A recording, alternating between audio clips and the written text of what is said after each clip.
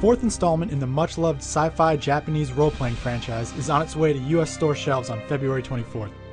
This time around, the game will only be available on Xbox 360, which means there will likely be a lot of newcomers to the series. If you're not sure what to expect out of Star Ocean: The Last Hope, that's what we're here for. Though this is the fourth Star Ocean game, it's actually a prequel to the other three, which means you don't have to be knowledgeable about past entrants to the franchise to understand what's going on here. The game kicks off with the destruction of Earth. A massive nuclear war has rendered the planet inhospitable, and so humanity has banded together to seek out a new home. That's where our cast of characters come in, with the first introduction of the main character, Edge Maverick, and his childhood friend, Reimi Seonji. The two are part of the initial exploratory wave of spaceships, but things quickly don't go as planned. If you've played Star Ocean till the end of time on PlayStation 2, you'll be right at home with a lot of the game mechanics here. You'll be able to spot enemies out on the field as you run around, but fights themselves take place in a separate area.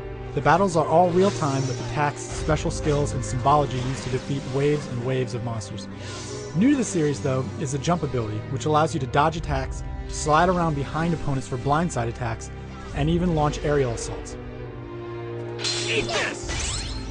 You'll meet and recruit 8 party members during your travels, though only 4 can be brought into battle at any one time. Star Ocean is a single-player game only, and you only control one combatant at a time during fights, but you can quickly swap from one team member to another while the rest are controlled by AI. Each character I've used so far has their own unique take on fighting, which can allow you to put together your own strategies. My favorite character to fight as so far is the hulking mechanical Bacchus with his shoulder-mounted rockets. Though the developers have listed The Last Hope as a roughly 40-hour game, the one thing I've noticed after roughly 15 hours of playing is that those who are looking for a sprawling epic with tons to do will not be disappointed. Rewards for meeting combat conditions called battle trophies are back in force. Filling out the various collection data lists, from weapons to monsters and more, will take hours upon hours, especially once you start diving into the highly involved item creation system. Even after you finish the game once, there are still 2 unlockable difficulties to tackle, which can be started with all of your previous collection data imported. And of course, there are multiple endings and secret dungeons to explore along the way.